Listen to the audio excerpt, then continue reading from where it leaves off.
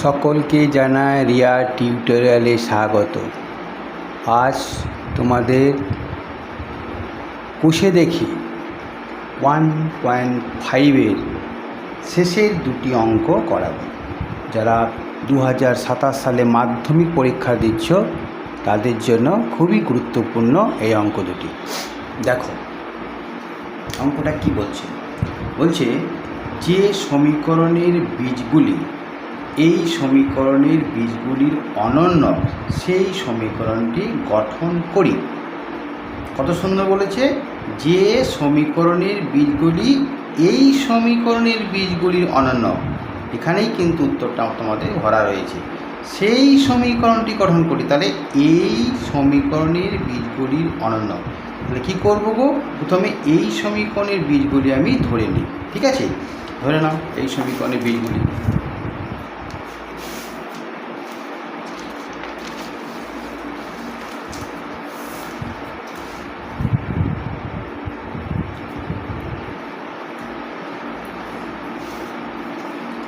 দেখো মনে করি সমীকরণটি আছে, কয়ের অঙ্ক বলো তো, 10-এর অঙ্ক কিন্তু। 10-এর অঙ্ক কষে দেখি তোমার 1.5। 10-এর অঙ্ক কী বলছে দেখো, বলছে x² প্লাস px প্লাস সমান 0। আচ্ছা মনে করি এই সমীকরণের বীজদ্বয়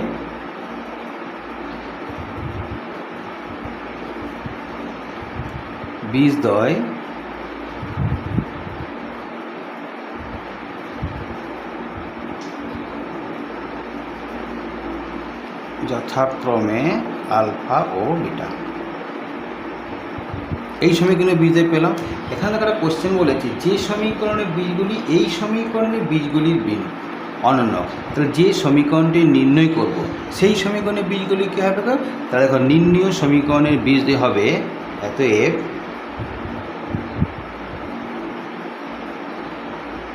নির্ণয় সমীকরণের বীজদ্বয় হবে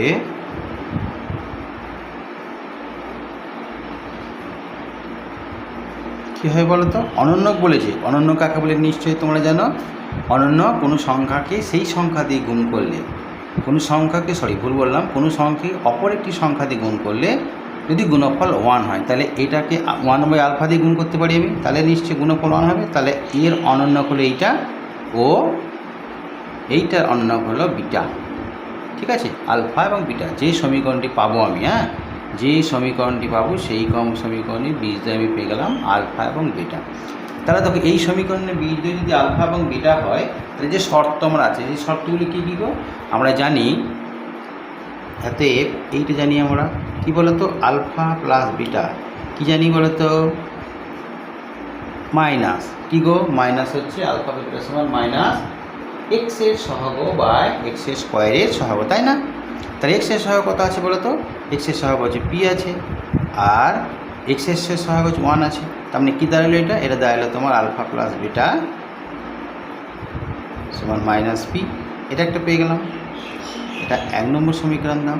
আরেকটি কী পাবো বলো তো, বীজের গুণফল। আবার সিম্পল ল্যাঙ্গুয়েজ খুব সুন্দর, যেন কোনো রকম বুঝতে পারা যায় কি বলেছি। আবার কি জানি, আবার জানি আলফার বিটার গুণফল কত গো, আলফার গুণন হচ্ছে কাজে ধ্রুবক পদ বলতে 1/x² সহগ, এটাও 1। তাহলে 1কে 1 দিয়ে করলে 1 হয়, এটা 2 নম্বর সমীকরণটা আমরা পেয়ে গেলাম।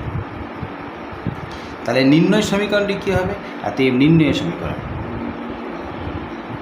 তাই বলেছে না, বলেছে তোমাকে কী দেখো, বলেছে সেই সমীকরণটি গঠন করি, অতএব নির্ণয় সমীকরণ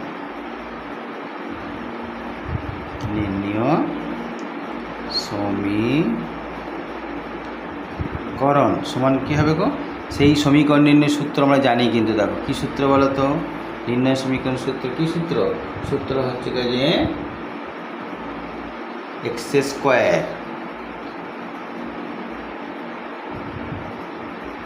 মাইনাস বীজদ্বয়ের সমষ্টি অর্থাৎ 1/α প্লাস 1/β ইন্টু এক্স প্লাস বীজের গুণফল, অর্থাৎ 1/α ইন্টু 1/β সমান 0, তাই না? এটা বলে তো দেখে নাও একবার, এই যে সত্যটা, এই যে এক্স স্কোয়ার মাইনাস কোনো সমীকরণে বীজ দিয়ে বলা থাকলে তার সমীকরণ নির্ণয়ের এটা হচ্ছে সূত্র। এটা তোমরা কিন্তু জানো, আমি একবার তোমাদেরকে দেখিয়ে দিলাম কোথায় রয়েছে সূত্রটা। এইটা এত এফ তুমি দেখো কী করবে, এত এফ দাও বা দিতে পারো, দাও, দেখো এক্স স্কোয়ার লিখলাম, এটা সিম্পল একটা অঙ্ক, আলফা প্লাস বিটা, উপরে হচ্ছে তোমার beta plus alpha into x, এটা হচ্ছে 1/α বিটা ইজ ইকুয়াল টু 0, তাই না? তাহলে দেখো কী হচ্ছে, মান বসিয়ে দাও, মানগুলো আমি পেয়েছি, কী পেয়েছি দেখো, আলফা প্লাস বিটার সমান পেয়েছি -p, তাহলে এটা হলো তোমার এক্স স্কোয়ার মাইনাস, এটা হচ্ছে মাইনাস, এটা হচ্ছে যে 1, এটা হচ্ছে -p, তাহলে p আর নিচে তো 1 লিখছি না, ইন্টু এক্স প্লাস এটা হচ্ছে 1/1, তাই না? তার মানে 1 0, তাহলে কী দাঁড়াচ্ছে গো, তাহলে দাঁড়ালে তোমার x square minus plus px plus 1 is equal to 0। এই হচ্ছে সেই নির্ণয় সমীকরণ। আশা করি তোমরা বুঝতে পেরেছো। দেখো অঙ্কটি আমি আমার বক্তব্য হচ্ছে অঙ্ক কিন্তু ভালো করে পড়ো, অঙ্কর মধ্যে কিন্তু উত্তর দেওয়া থাকে। দেখো কী সুন্দর বলেছে, যে সমীকরণের বীজগুলি এই সমীকরণের বীজগুলি অনন্য, তাই না? তাহলে অনন্য যদি হয় তাহলে এই সমীকরণের বীজগুলো তো আমি জানি আলফা এবং বিটা, যেটা আমি ধরে নিয়েছি, তাহলে ওই সমীকরণের বীজগুলো যেটা তৈরি করব তার অনন্য হবে। তার মানে কি, আলফার অনন্য 1/α, বিটা অনন্য 1/β, তাহলে বাস এবারে তো বীজদ্বয় পেয়ে গেলাম। আমরা বীজদ্বয় পেয়ে গেলেই সমীকরণটি তৈরি করতে জানি, জাস্ট আলফা বিটা আর আলফা বিটা প্লাস বিটার মানটা বার করে নিতে হয়। নিশ্চয়ই বোঝা গেল অঙ্কটা? পরের অঙ্কটা দেখো, আমার মনে হয় এটা করতে হবে না, সেম জিনিস নিজেরা করবে। দেখো x square plus x plus 1 সমীকরণটির বীজগুলির বর্গ, যে সমীকরণের বীজ সেই সমীকরণটি নির্ণয় করো। কী বলেছে, এই সমীকরণটির বীজগুলির বর্গ, যে সমীকরণ বীজ সেই একই সেম, তাহলে এই সমীকরণের বীজগুলি ধরে নেবো আমি আলফা এবং বিটা, আর যে সমীকরণটা তৈরি করবো অর্থাৎ যেটা নির্ণয় করবো যে সমীকরণটা, তার বীজগুলো কী ধরবো গো, আলফা স্কোয়ার আর বিটা স্কোয়ার। তাহলে এখানে আলফা প্লাস বিটা আর আলফা বিটা মানটা বার করবো, ওখানে স্কোয়ার নিয়ে মানটা পুট করে দেবো, তাহলে নিশ্চয়ই অঙ্কটা হয়ে যাবে। আমি এটা করলাম, এই অঙ্ক দুটোই কিন্তু ইম্পর্টেন্ট, মনে রাখবে তোমার।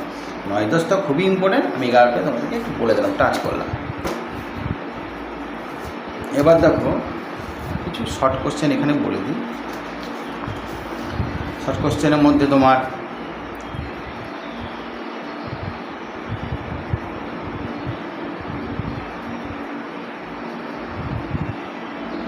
শর্ট কোশ্চেনের মধ্যে এগুলো করার দরকার আছে, 4-এরটা 5-এরটা কিন্তু ইম্পর্টেন্ট। 4, 5, 13 অঙ্ক রয়েছে তোমার, ধরো 13 কিছু অঙ্ক আছে, সেগুলো ইম্পর্টেন্ট কিন্তু। তবে আমি দুটো অঙ্ক করি তোমার, হ্যাঁ।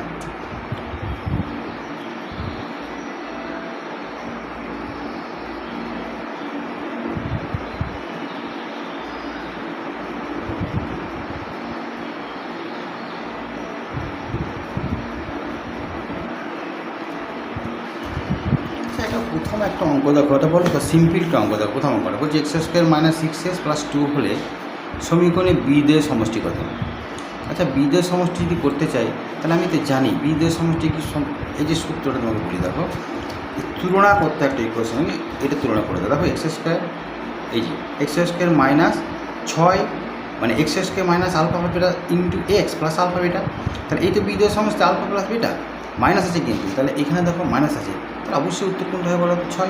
সিম্পল উত্তর। এখানে বীজের গুণফল কত বলেছে, এটা বীজের গুণফল বার করে নেবো, কে বলেছে। আচ্ছা এই অঙ্কটাকে করে দিই, হ্যাঁ, ছোট্ট একটা অঙ্ক আমি করছি। দেখো কী লেখা আছে, অঙ্কটা X square minus 3x plus K সমান 10, অঙ্কটা হচ্ছে 12 নিয়ে বলেছে এখানে কে এর মান কত, বীজের গুণফল বলে দিচ্ছে -2, মানে আলফা ইন্টু বিটার সমান বলে দিচ্ছে -2, এটা বলে দিচ্ছে। তাহলে গুণফল কত? তাহলে একটা জিনিস দেখো, এই যে এই সমীকরণটা, যে সমীকরণটা লেখো তুমি X square minus 3x plus K minus 10 সমান 0, এটা আমরা জানি। আচ্ছা, আলফা বিটা মানে কি বলা হতো? বীজদ্বয়ের গুণফল, তাই না? তাহলে বীজদ্বয়ের গুণফল যদি হয় তাহলে আমি দেখতে পেয়েছি এটাতে বীজদ্বয়ের সমষ্টি, তাহলে এটা নিশ্চয়ই বীজদ্বয়ের গুণফল। তাহলে শর্ত অনুযায়ী কী হবে বলো তো?